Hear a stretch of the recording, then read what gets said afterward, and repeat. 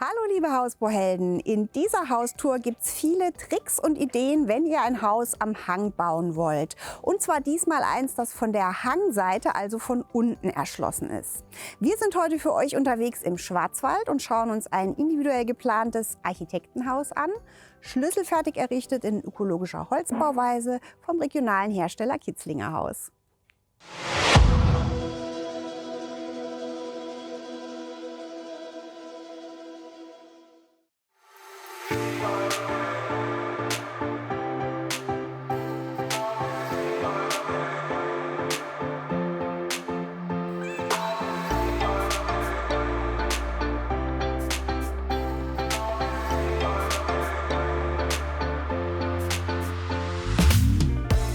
Das Haus ist voll unterkellert, das ist am Hang selbstverständlich. Das Haus selber hat Außenmaße von 11,70 Meter mal etwa 8,90 Meter, rund 180 Quadratmeter Wohnfläche. Wir sehen schon, es gibt einen relativ hohen Kniestock von 2,10 Meter. Und was auch gleich auffällt, sind diese weiß verkleideten Dachüberstände, die hier an der Traufseite relativ groß, nämlich 80 cm groß sind. Das schützt natürlich ganz gut vor der rauen Witterung, hier auch im Schwarzwald, ist aber natürlich bei den meisten Herstellern eine Sondergeschichte, die aufpreispflichtig ist. Am Ortgang haben wir dann 40 cm Dachüberstand und was auch gleich ins Auge fällt, ist, dass wir hier eine echte Übereckverglasung haben. Also das heißt, dass hier ist die Schiene, wo dann die Verschattung, die Jalousie läuft, und hier sehen wir eine echte Glasecke. Wir schauen uns natürlich an, wie das dann von innen schön transparent aussieht.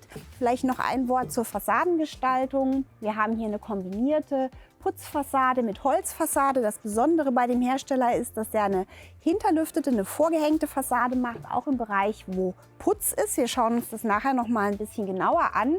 Hier sehen wir jetzt mal das Holz. Das ist so eine Cape Cod Holzfassade aus kanadischer Kiefer. Hier endbehandelt im Farbton Sandelholz. Das ist ein Material, das sehr langsam gewachsen ist und das sehr gleichmäßige Maserung hat, die Farbe deshalb sehr gut aufnimmt und auch sehr, sehr widerstandsfähig ist. Ganz besonders ist an diesem Haus, was ihr ja schon hinter mir seht, natürlich diese Wahnsinns-Hangabsicherung.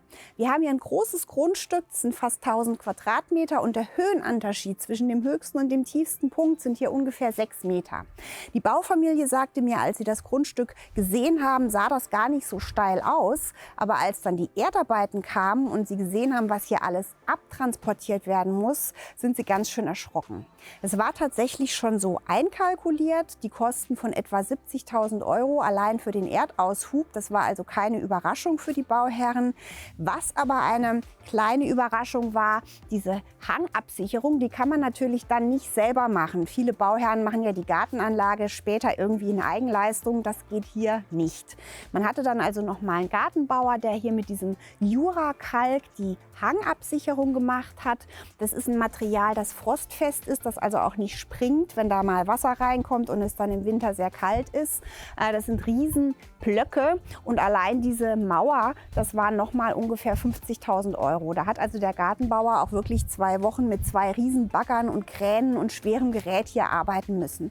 Also sowas müsst ihr einfach im Hinterkopf haben, wenn ihr ein Hanghaus bauen wollt. Wir gehen jetzt gleich mal nach vorne rum. Da gibt es nämlich auch noch ein paar Besonderheiten, die mit der Hanglage zusammenhängen und die auch zu anderen Kosten führen, als wenn man ein ebenes Grundstück hat.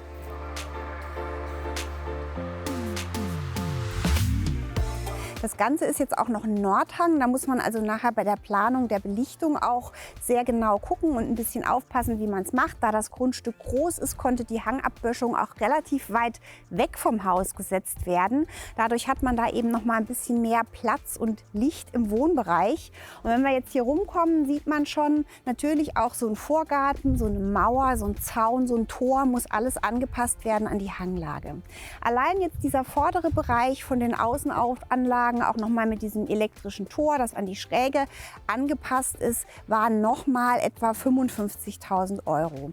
Also auch hier rechnet einfach mit einem Puffer, damit es euch da nicht hinterher um die Ohren fliegt, die ganze Kalkulation. Hier ist alles zu, weil die Familie einen großen Hund hat. Dann ist es nämlich eben auch wichtig, dass man das Grundstück abschließen kann, wenn man die Haustür aufmacht. Und hier kann man jetzt auch gleich sehen, ist der Carport. Das ist schon mit gibt einen Grund, warum die Familie die Erschließung von unten gewählt hat.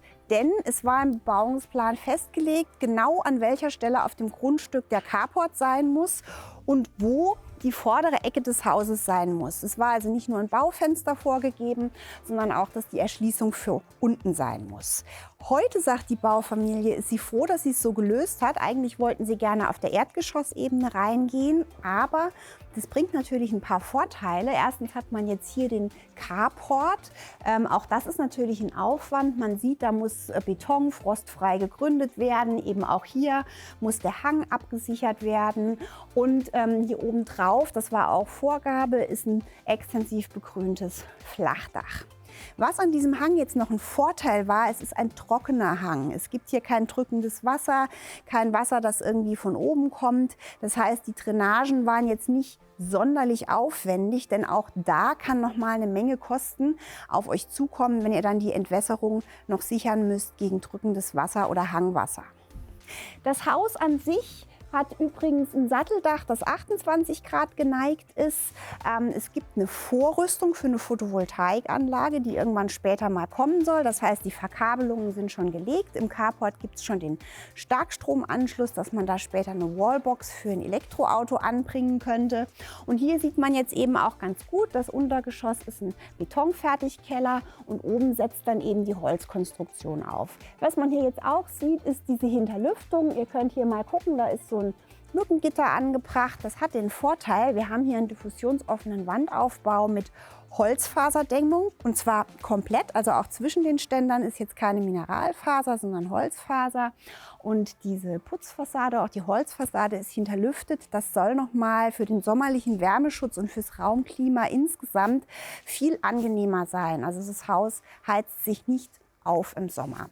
Und jetzt schauen wir gleich mal, was diese Erschließung von unten für innen an Vorteilen bringt.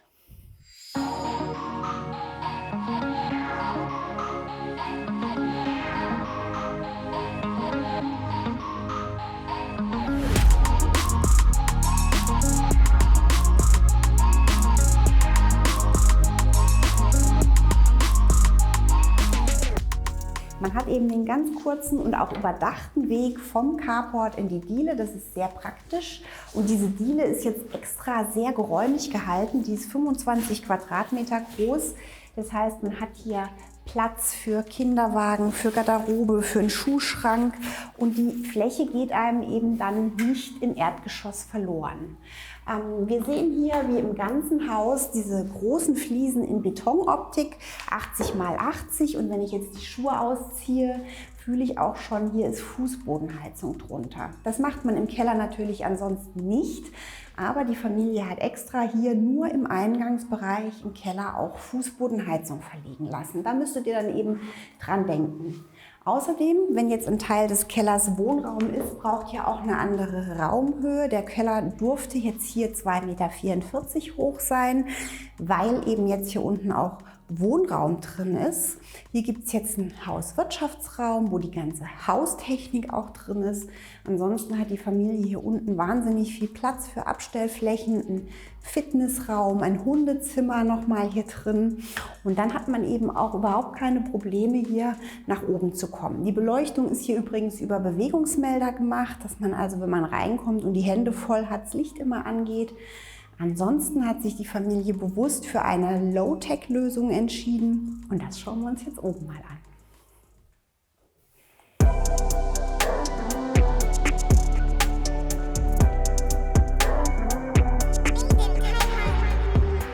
Wir kommen jetzt aus der Diele im Untergeschoss hier auf die eigentlich erste Wohnebene, also das Erdgeschoss, über eine sehr, sehr schöne Massivholztreppe in Eiche geölt, in Faltwerkoptik. Und was ich eine nette Idee finde, hier ins Obergeschoss ist dann die Wange so ein bisschen zurückversetzt um 10 cm.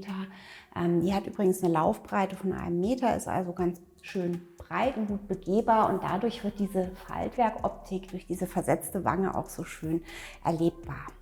Auf dem Boden haben wir ein Eiche-Parkett, auch geölt. Und man sieht schon, die Baufamilie ist sehr puristisch unterwegs. Wir haben hier wirklich nur Weiß- und Eichenholz. Hinter mir sieht man diese Festverglasung von 1,70 mal 1,70, die hier wirklich total viel Licht reinholt und einen schönen Ausblick. Und die Raumhöhe wurde jetzt hier im Erdgeschoss erhöht auf 2,70 Meter, die lichte Raumhöhe.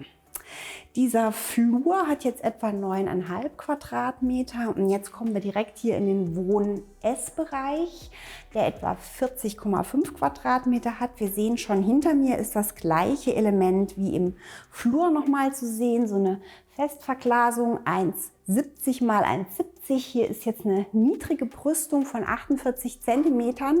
Auch das bei der Planung bitte berücksichtigen. Hier wollte man jetzt ein Sofa davor stellen. Das passt jetzt hier genau mit der Sitzhöhe.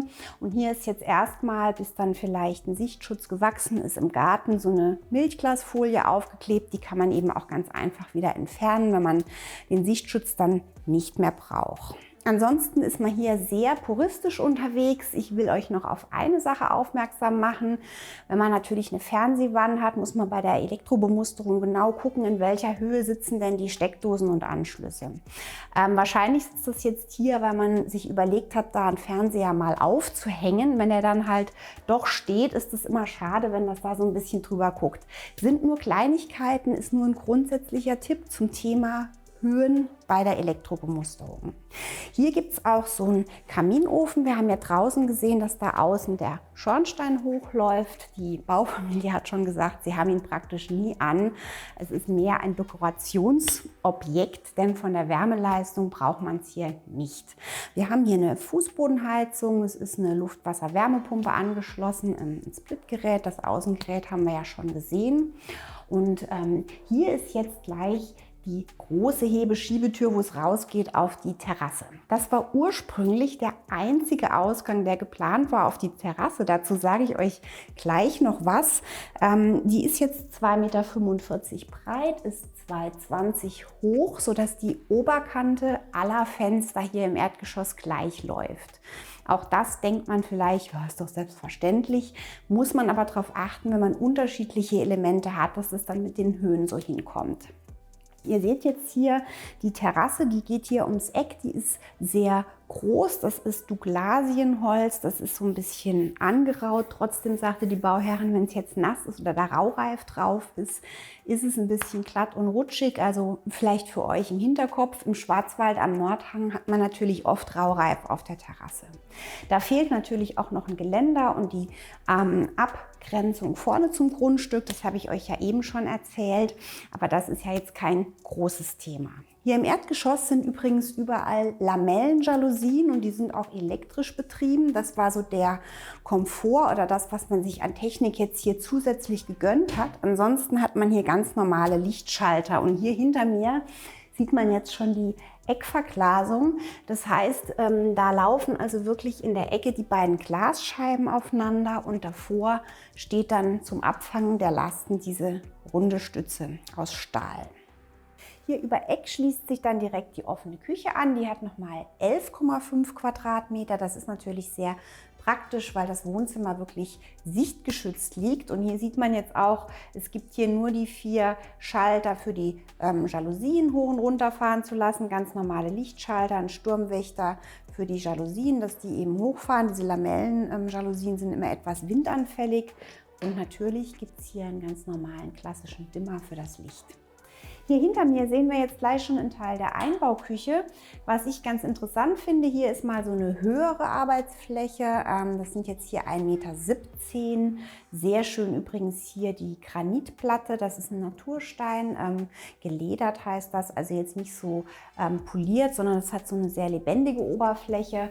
Und was eben an der Höhe so praktisch ist, man hat dann eben hier die Spülmaschine eingebaut, etwas höher. Das geht natürlich nur, wenn man hier auch die entsprechende Höhe hat, dass man die sehr rückenfreundlich ein- und ausräumen kann. Hier hinten ist dann trotzdem auch der Backofen auf Bedienhöhe und auch der ist etwas tiefer eingebaut. Oft hat man die ja dann so in Augenhöhe, was für einen Backofen gar nicht so praktisch ist, denn ich muss da ja von oben auf meine Sachen gucken und ich finde, das ist hier sehr geschickt gelöst. Wir haben hier unten etwa 63 cm Abstand zum Boden. Was wir hier auch schon gleich sehen können in dieser Küche, es gibt ganz interessante Steckdosenplatzierungen. Also ich habe 13 Steckdosen in dieser Küche gezählt, plus eine im Schrank für die Mikrowelle, auch ganz wichtig. Dran denken, wenn ihr hier eine Mikrowelle drin haben wollt, muss natürlich hinten eine Steckdose sein. Hier dieser Tresen, der steht jetzt eben hier nicht so abgegrenzt, sondern so rum drin. Das heißt, man guckt hier beim Kochen und Spülen auch ganz schön raus, im Sommer dann ins Grüne. Und dieser Tresen hat jetzt von der Breite 1 Meter und ist hier fast 3 Meter lang. Man sieht schon, da hinten gibt es genug Steckdosen und wenn ihr jetzt mal hier rumkommt, hier gibt es auch noch mal Steckdosen. An der Stelle ist das natürlich super praktisch, weil ich auf kürzestem Weg hier den Pürierstab habe, hier zu diesem Kochfeld mit dem Abzug nach unten, sodass hier eben auch nichts hängt. Jetzt gibt es hier auch nochmal Steckdosen unter der Spüle. Sagte die Bauherrin, die benutzt sie nie. Das hätte der Küchenbauer so eingeplant. Ich weiß jetzt auch gar nicht so nah in diesem Spritzwasserbereich, ob ich das da so gemacht hätte, aber es ist wohl auch noch nie was passiert. Wenn wir jetzt hier rumgehen, kommen wir auch schon gleich zu diesem Fenster. Hier war nämlich in der Planung ein normales Fenster mit Brüstung drin und die Bauherrin sagte mir, das Haus war schon aufgebaut. Da haben sie gesehen, das wird hier zu dunkel und außerdem will man ja auch von der Küche auf kurzem Wege raus auf die Terrasse. Ansonsten wäre die Hebeschiebetür der einzige Zugang und dann hat man also wirklich, das Haus war schon aufgebaut, hier nochmal die Brüstung weggemacht.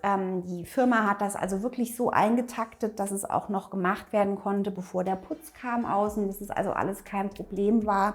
Und die Bauherrschaft sagt, sie ist ganz, ganz froh, dass sie das heute haben. Deshalb ist jetzt hier eben auch so eine normale Tür mit so einem Drehkippbeschlag und man sieht jetzt hier nochmal diesen Ausgang nach draußen. Der eine oder andere fragt sich vielleicht, warum da jetzt eine Stufe ist. Man hätte es ja auch ebenerdig machen können, aber die Bauherrin sagte mir, wenn jetzt die ganze Terrasse höher gelegt worden wäre, was sie auch überlegt hätten, dann ist eben die Stufe nachher runter in den Garten so hoch und das wollten sie nicht haben. Die Höhe dieser Arbeitsfläche ist übrigens auch ein bisschen erhöht auf 91 cm. Das ist auch sehr angenehm und rückenfreundlich.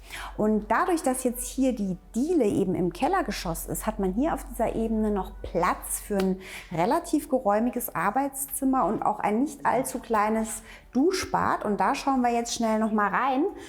Das ist nämlich hier auf der Seite, das hat etwa 5,4 Quadratmeter und ist jetzt hier lang und schmal. Hier eine hohe Brüstung, was natürlich auch sinnvoll ist, fast 1,50 Meter, dass man hier eben einfach den Sichtschutz von draußen hat. Trotzdem kommt da sehr viel Licht rein durch so ein hochliegendes Fenster. Hier hinten ist noch mal eine Dusche drin, die ist jetzt 90 breit und dieser Spritzschutz ist 84 cm. Die Bauherren meinten, das funktioniert, also dass das hier nicht spritzt. Mir wäre jetzt hier der Durchgang zu eng, aber da kann ja jeder gucken. So hat man halt ein feststehendes Element, was eben auch ganz schön und reinigungstechnisch praktischer ist.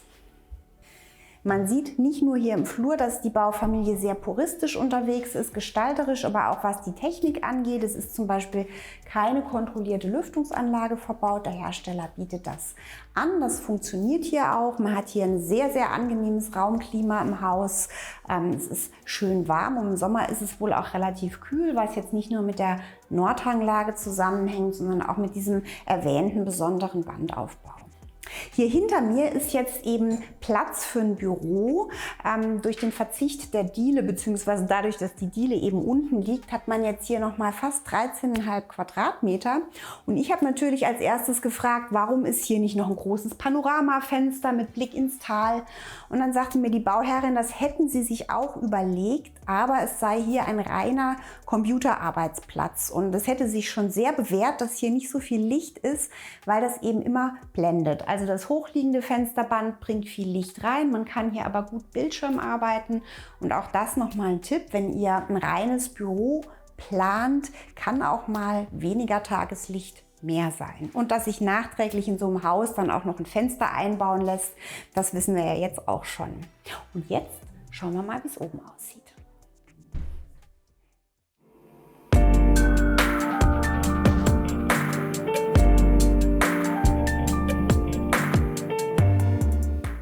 Jetzt kommen wir hier oben auf eine Galerie, die etwa 18,3 Quadratmeter hat. Das ist relativ groß. Die Familie sagt, sie wollte es bewusst oben nicht so eng und dunkel haben. Hier einen freien Raum. Das wird natürlich noch unterstützt durch diesen Ausbau Dach gleich Decke. Das ist auch bei den Kosten immer mit Mehrpreisen verbunden. Lohnt sich aber, weil es auch wirklich einen Raumgewinn bringt. Jetzt hier nicht, aber wir sehen es gleich in den Zimmern. Hier ist jetzt die Firstfette weiß gestrichen. Dadurch verschmilzt die natürlich mehr mit dem Raum und ist optisch nicht so sichtbar.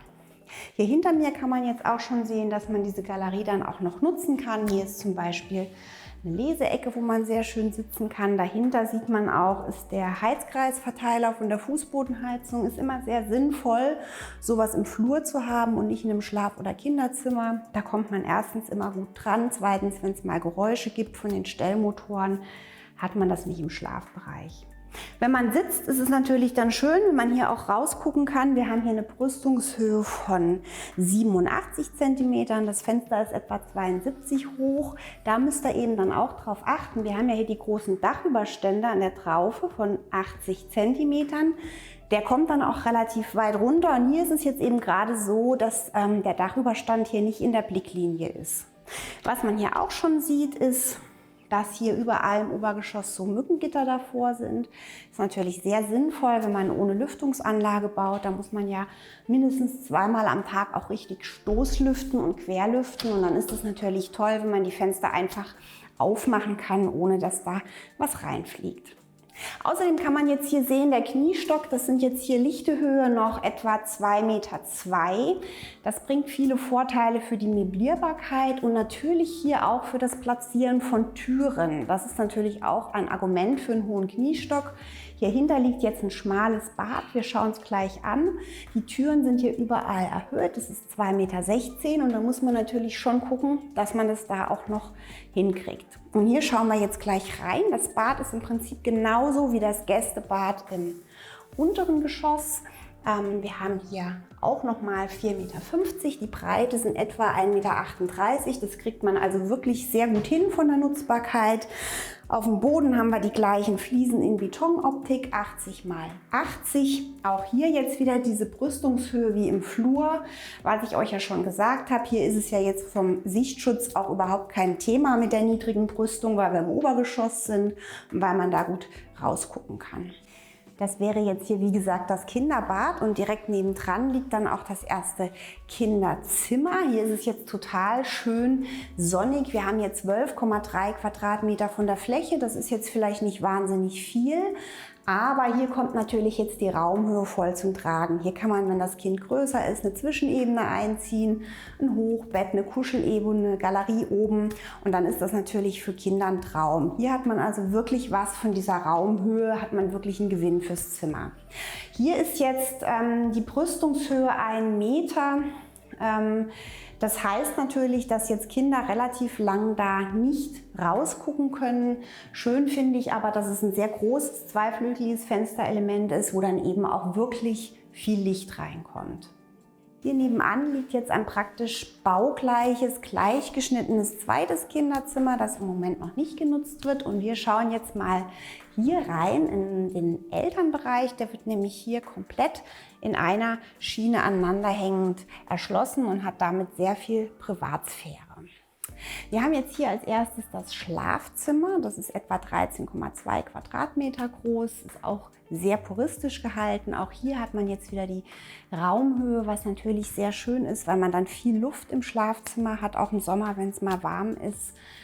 Ihr seht vielleicht an der einen oder anderen Stelle gibt es da jetzt mal so Abrissfugen.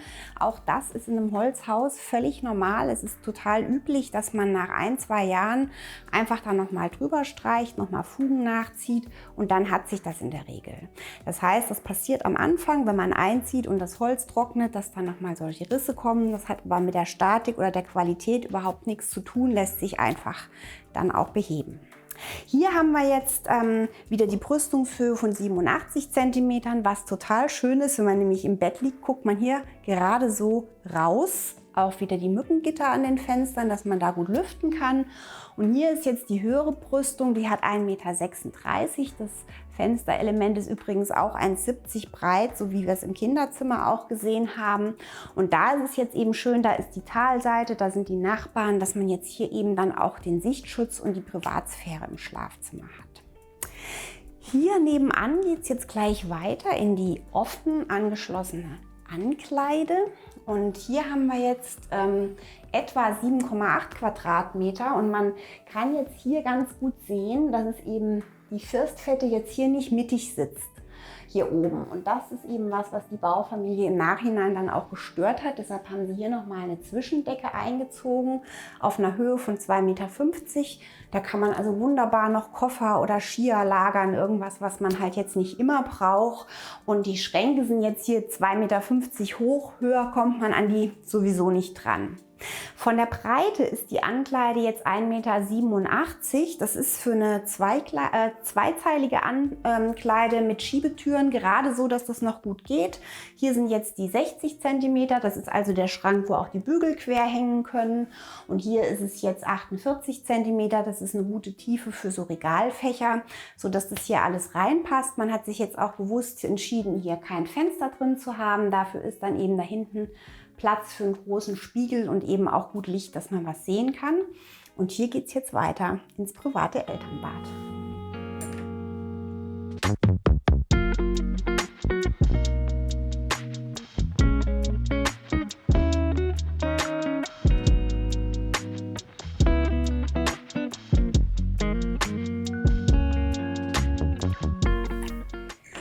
Das Elternbad ist mit 10,8 Quadratmetern jetzt nicht besonders groß dimensioniert, aber hier gibt es keine Badewanne. Die Baufamilie hat gesagt, wir baden nie, also Mut zur Lücke, dann muss man auch keine Badewanne einbauen. Das Bad ist jetzt gegliedert hier durch diese klassische T-Wand, wo man also dann hier Platz für den Doppelwaschtisch hat. Was ich sehr schön gelöst finde, ist, dass man jetzt sich den Platz gegönnt hat für eine breite Dusche. Also man hat hier wirklich eine lichte Breite von 1 Meter, sodass man da wirklich sehr gut duschen kann. Hier ist auch nochmal eine Nische, wo man Sachen abstellen kann, sodass das hier wirklich sehr puristisch daherkommt. Und ich habe gefragt, warum die Fliesen hier aufhören. Das ist nämlich jetzt nur 1,20 Meter tief gefliest. Ja, das war mal anders vorgesehen, aber der Fliesenleger hat es dann so gemacht und es funktioniert wohl auch. Also das heißt, es ist kein Problem mit dem Spritzen hier an die Wand. Wenn jetzt hier 2 Erwachsene oder ein Erwachsener duscht, wird es wohl nicht nass. Funktioniert alles. Und hier ist natürlich auch alles richtig gemacht mit der hohen Brüstung, 1,36 Meter, sodass man beim Duschen rausgucken, aber keiner reingucken kann. Mir ist auch aufgefallen, dass im ganzen Haus keine Fensterbänke drin sind, was auch sehr schön zu diesem puristischen Stil passt. Aber die Bauherrin sagte schon, das ist nicht so wahnsinnig praktisch. Da schlägt sich dann Staub nieder, man kann es nicht so richtig wischen und sie planen jetzt hier noch so schmale weiße Milchglasfensterbänke drauf zu machen, die also wirklich gar nicht auffallen, sich aber eben schön wischen lassen. Hier hinter dem Handtuchheizkörper sind die Fliesen nochmal hochgezogen. Man sieht schon, es sind im ganzen Haus die gleichen Fliesen. Auch das trägt zur ruhigen Gestaltung bei.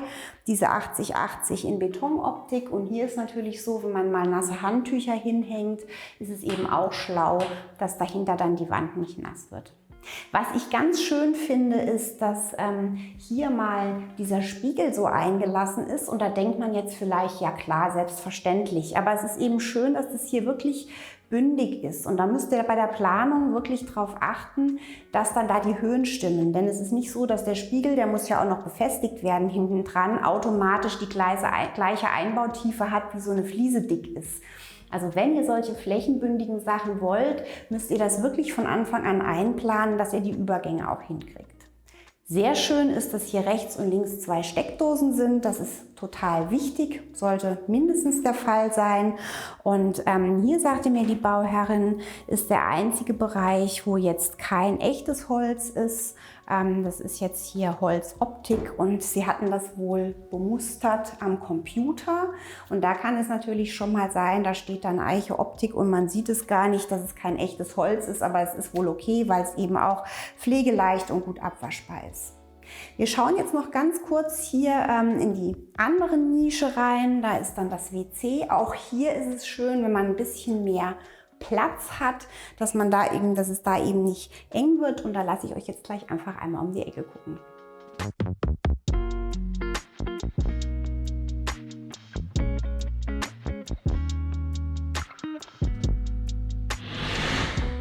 Jetzt haben wir das ganze Hanghaus gesehen. Ich hoffe, es waren wieder ein paar Tipps für euch dabei. Wenn ihr euch die Grundrisse anschauen wollt, habe ich euch wie immer unten einen Link in unsere Hausdatenbank gesetzt. Und wenn ihr noch mehr Videos von uns schauen wollt, dann abonniert doch einfach unseren Kanal. Am besten mit Glocke, denn dann verpasst ihr auch alle weiteren Videos nicht von und für Hausbauhelden.